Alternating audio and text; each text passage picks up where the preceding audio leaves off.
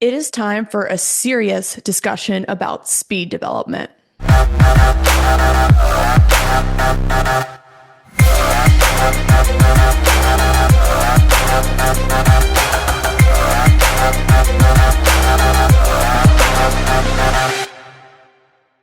Hello, everyone. Welcome to another solo episode of the Strong Female Athlete podcast. Today, I'm so excited to talk about speed development because this is such a hot topic because all of our athletes want to be faster. Our parents are obsessed with speed. Our coaches are even obsessed with speed. So we are going to get into how to develop speed based on age group and also some considerations we have to have with the female athlete growth spurt. But before we do that, let me just delete Instagram for the day. I've been doing this thing where I only post 3 times a week now because the app has lied to me all these years, just telling me as a business owner I need to constantly be on and posting.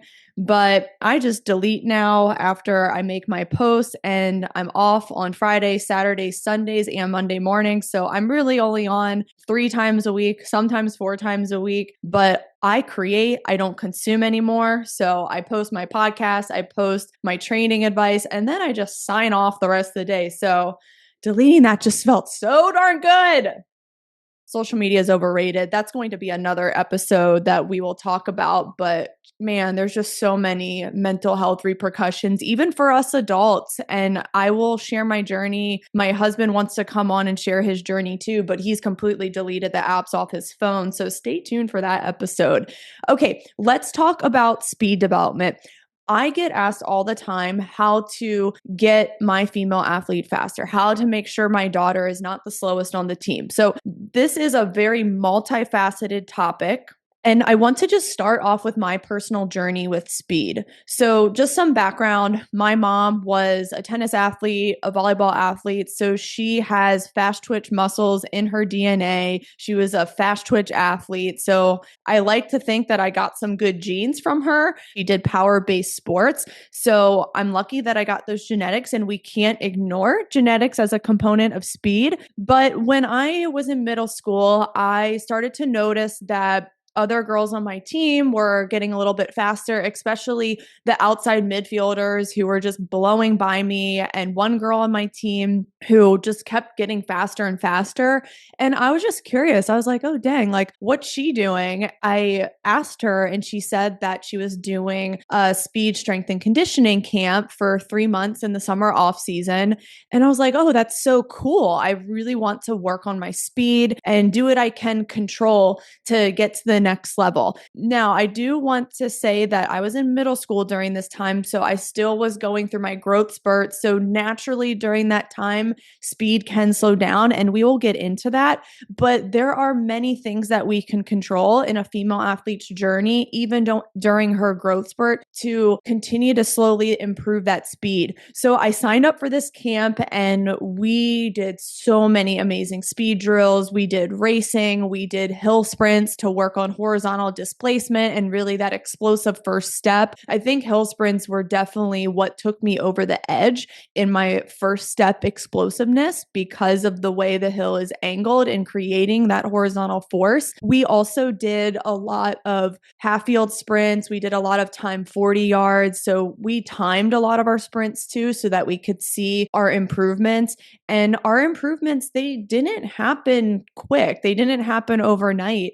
And it was just this beautiful process of continuing to show up to camp, continuing to work at it, and just really enjoy that process of getting faster. And I can't repeat that enough, is speed is something you have to stick to for many months. And I didn't just do that 3-month camp. I continued to do speed training during the season where we would microdose it and just pay attention to my load. But yeah, usually during the season, I would keep up with my sprints at least 1 time a week at a minimum, reaching over 30 yards distance, continuing to time, continuing to work at it. And then in the summer off season, I increased that sprint exposure to 2 to 3 times a week. So I was consistent with it. And I began with this in middle school, and I've continued my sprint training all the way through today. I am now 35 years old. I'm training for a track meet with Team USA Track at the World Championships in a few months. I'm still continuing to raise the ceiling on my speed. And it's so important that we don't rely on a quick fix. So I know as parents, we want to see mechanics become perfect overnight. I know you want them to PR every single week and improve those sprint times, but this is a very long process. And newsflash, even the best track athletes in the world, the best sprinters in the world, they're with it for the long run. They're not making new PRs every week. They do sprint exposure multiple times a week. Why do we think our female athletes, our soccer players, our field hockey players, our basketball players are any different? They need consistent sprint exposure. And if you're just relying on soccer practice or field hockey practice or basketball practice to provide them speed training, it's not really providing them speed training because the space is too small. Yes, it's working on maybe their short sprints in a 10-yard, 20-yard space, but that's more acceleration work. That's not reaching top speed. That's not getting the adaptation that is max velocity. Max velocity is when we reach over 30 yards distance. So that's when a female athlete does have to supplement outside of practice with a speed coach, whether that's with someone in person or remotely. Now, I want to talk about all the components of speed training because I think some people think it's just the physical side, but I've seen a lot of parents get really frustrated when they get that end of the year evaluation from their team coach and the coach says in that evaluation that she needs to improve speed. My question to that is, well, how does the coach know? Have they timed her 40 yards? Have they timed her 10-meter flies? Have they timed her 50-yard sprints? Most likely not. In all the years I've been doing this, coaches aren't timing speed. So it's like, how do you know that's what they have to improve? So there's no objective data behind it. So just always be suspect of that, but also be suspect of, okay, well, what do they mean by improved speed? If it's purely absolute speed, then they need to be timing and letting you know what times your daughter should be aiming for just that absolute speed physical component only. But the other part of speed is the cognitive component. So if your coach gives your daughter an evaluation that says, oh, she needs to work on speed, well, maybe it's a slow thinking problem. Maybe she's not anticipating the next play. Maybe she's not a few steps ahead of her opponents. I've seen some girls who have gotten the fastest times on their speed drills, like their 40 yards, their 10-meter flies, but they're too slow to think on the field. And then I've had girls who have had maybe slower times, but they're fast thinkers and they're ahead of the play. So you have to work on both parts of speed. And everyone should be really focusing on the physical and the mental components to this. So let's go over the physical components of speed you can work on right now. And if you are in season, which you most likely are because you play year-round sports and your daughter really never has a day off, think about in your schedule how you can fit in speed. So maybe she can cut back on some skill sessions because that bucket's already full with all the practices and games going on. And maybe she can fit in speed one time a week. Everyone might be saying, well, Erica, like we can't fit it in. Well, I'm sorry. If you want to improve speed, then you have to make time for it. This is a long-term journey. This is not a quick fix. Speed is a very advanced skill. And you have track athletes that dedicate so much of their time to refining that craft. Field athletes need to be doing that as well. Court-based athletes need to be doing that as well if they want to make some serious gains.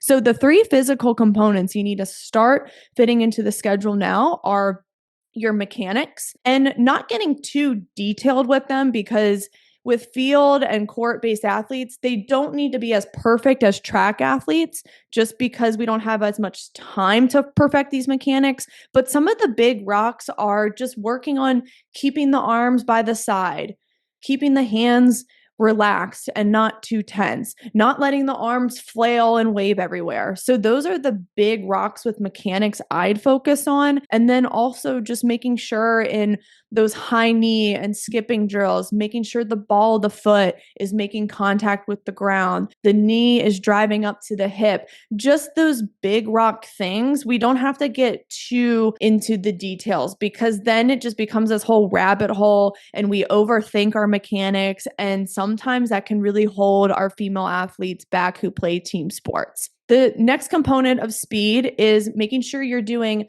jumps and hops. So we really want to train the muscles to become fast twitch. We want to fire the central nervous system because that is a huge component of speed and getting faster and raising that ceiling. So jumps like jumping far, jumping high, different broad jump, vertical jump variations, doing your pogo hop. So girls are learning how to spring off the ground with the ball of their foot and be super, super bouncy. So those are just some examples of jumps and hops to work on to really train athletes to be twitchy. And when we're doing jumps and hops and all these plyometric drills, they need to be at least 6 seconds or less because once we go a little bit longer, then the speed starts to slow down. And that's when we move more into our endurance training, that more slow twitch. So speed drills are always at least 6 seconds or less because anything beyond that, the athlete's starting to fatigue and slow down. So drills are super short in duration, but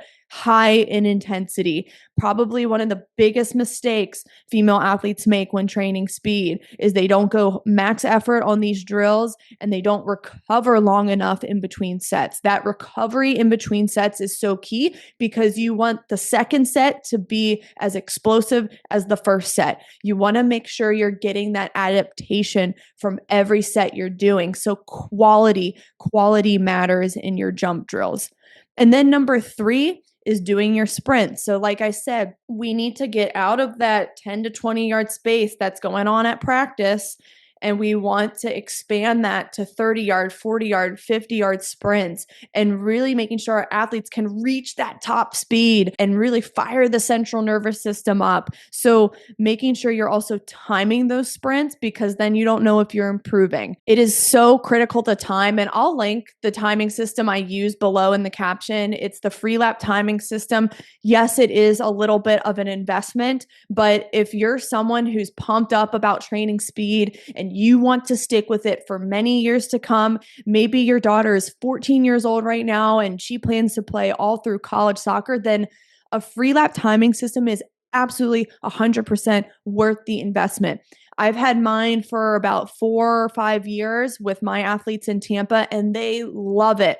And I've noticed that when we time our athletes, they give that intensity in that sprint. There is no holding back. So that's when we get the most out of them with that fast twitch muscle fiber recruitment. I get asked about ladder drills a lot, and I've definitely hated on them in my book, Female Athlete High Performance.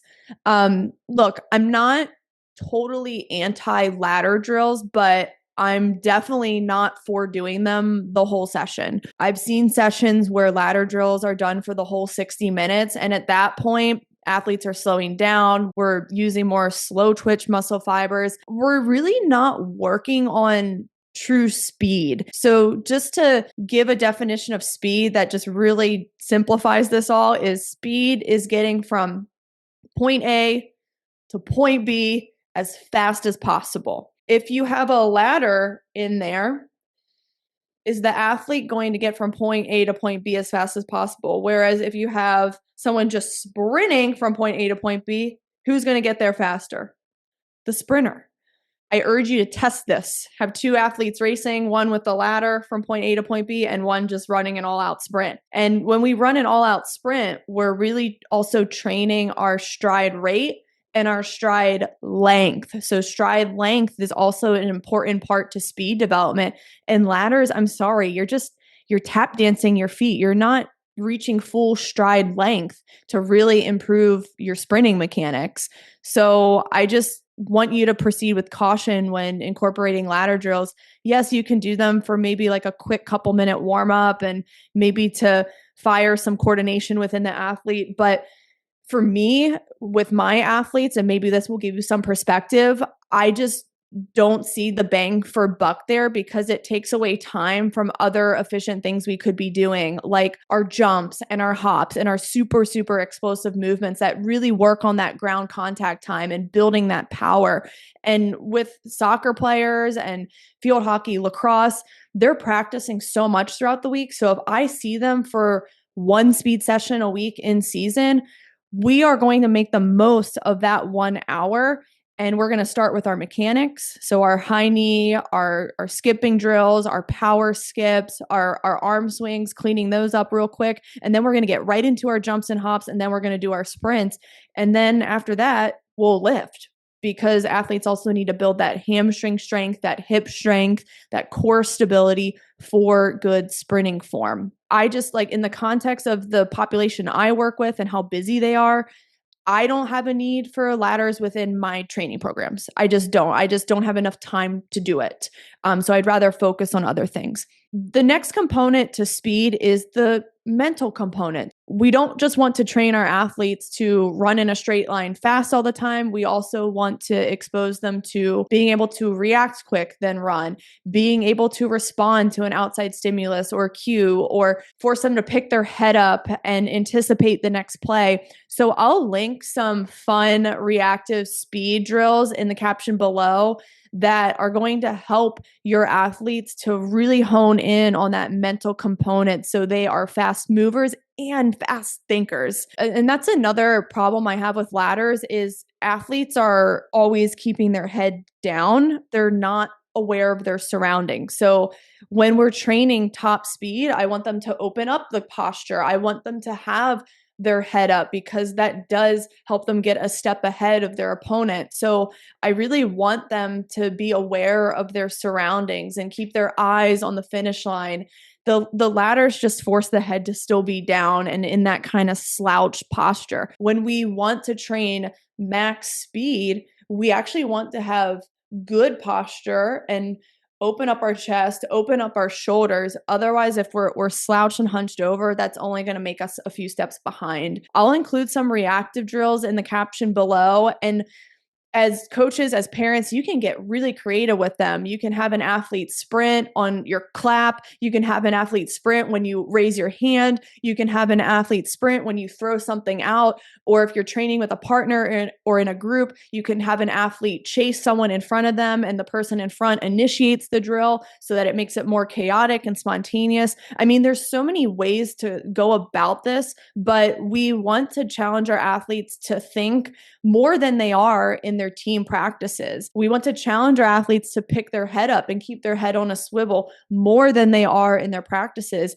And sometimes we do some very fun games from the 90s, even with my older girls, just to get them used to keeping their head on a swivel. We've played handball in a very small and tight space, and we've made it super chaotic. So they have to constantly be thinking and aware of what's going on and anticipate the next play. We've also played dodgeball. We've also played capture the flag. I mean, there's so many ways to do this that train that cognitive component to speed. And really, really think about this, because you see a lot of speed training online where it is super rehearsed and it is just a young kid running through ladders, then going to the next cone and then maybe doing like a hop over something. And it's like, what are we even trying to train here? They know what's next. It's very rehearsed and robotic. And they're also not working on their acceleration and their stride length and stride rate. So, like, I'm sorry that I'm hating on these all the time, but I'm just trying to educate you, because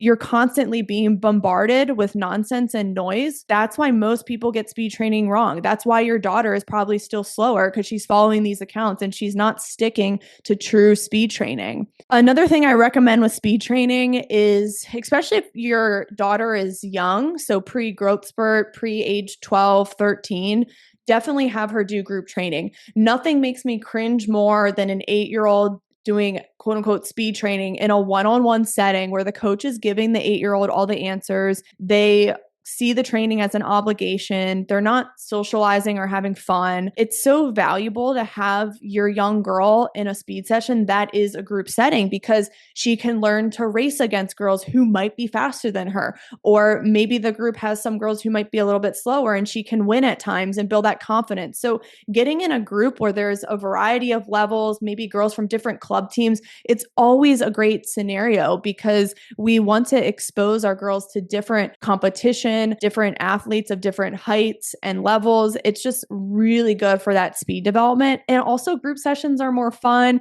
and engaging, especially if young ones are doing sprint races or mirror drills or reactive races. It's just so much more fun than telling an 8-year-old girl, well, you want to, put your hand here and then swing back. And most of the time, she's just not going to do it correctly. So you want her to be able to orient herself and kind of be able to explore. And I promise that it will develop over time. And when she's reached her growth spurt, she's made it past, she's in high school, she's becoming more of a specialized athlete, then yes, we can really teach the details of mechanics. But young, we want her to get excited about sprinting. We want her to look forward and want to go back to these sessions. And nothing lands worse than being just so mundane and just going over mechanics. I think a good youth speed coach can set up the drill to elicit the right mechanics. And I'll give you an example. So every summer in Tampa, Florida, I run one of my most favorite camps, and that's my 9 to 12-year-old girls. I call them the Munchkins, and we have about 8 to 10 girls in the camp every summer. So just enough to play these fun games and to race and to keep the girls stimulated the whole time and to get exposed to different competitors. One thing we do to work on acceleration is I have the girls stand in front of me, and my assistant coach and I will drop a penny, and before it hits the ground, they have to grab the penny. Okay, so they can't let it touch the ground. So my girls are about a yard away from where we drop the penny, and as soon as we drop, they accelerate. Now, when we do this drill and they have to catch that penny before it hits the ground, man, do their knees drive up. Man, do their arms swing back because they have to accelerate and complete that task. But I did experiment a few sessions before I tried that penny game. I did experiment how it would go if I taught these young girls acceleration mechanics. And I went through every single motion and told them exactly what to do. And it didn't last for longer than 2 minutes. I completely lost them. But as soon as we got those penny outs, man, were they swinging those arms back. Man, were they driving the knees forward and pushing the ground away and really accelerating. That's what you need to look for in a youth speed coach. They have to set up the drill to get the proper mechanics and positions out of the athletes. And we also have to remember that these are young kids too. And the longer I've coached really young female athletes, the more patience I've developed because we have to realize as adults, as parents, and as coaches that young girls are not going to get it perfect when they're 8. They're not going to get it perfect when they're 12 or 13. They're still growing. They're still developing their motor skills. So with speed and mechanics, we have to still have some patience with them.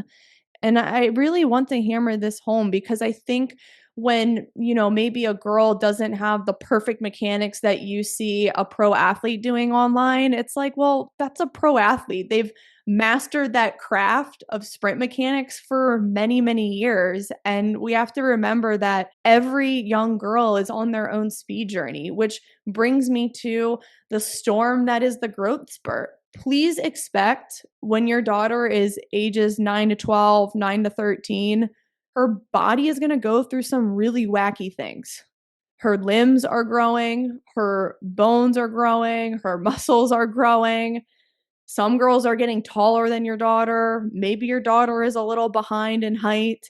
And we have to remember that. We have to remember where she's at in her journey. Quite frankly, if your daughter is maybe 10 years old and she is not the tallest on the team, meanwhile, you have other girls who are a couple inches taller than her or maybe more, please give your daughter grace because she can't control that. She can't control that her stride length is going to be shorter than a taller girl. So just focus on what you can control in the training. Still give her sprint exposure, make sure she's enjoying speed training, and really make sure she's working on that cognitive component, because sometimes the shorter girls, if they can still be fast thinkers, sometimes they can beat the taller girls. So that's why the cognitive component's so important, and not doing this BS rehearse speed training. You want reaction. You want spatial awareness. You want her head on a swivel. You want to sign her up for sessions that hone those skills during this time. And the last thing I'll close with, just to remind everyone, you just please be patient with speed. It took me till I'd say age 21, when I was a senior at Johns Hopkins University and became an All-American and the National Midfielder of the Year. It took me until then to reach my peak in speed. And even now, and this is so funny, even now at age 35, I'm still training speed, and I'm continuing to find that the more I do it as I age, and the more I also focus on good nutrition and staying strong, I can still become faster than I was when I was 21 as an All-American. And right now, I am training for the World Championships with Team USA. I'm competing in the 60-meter sprint. And right now, I am faster than I was when I was 21 years old. And I just turned 35. So again, it's something that is a lifetime pursuit.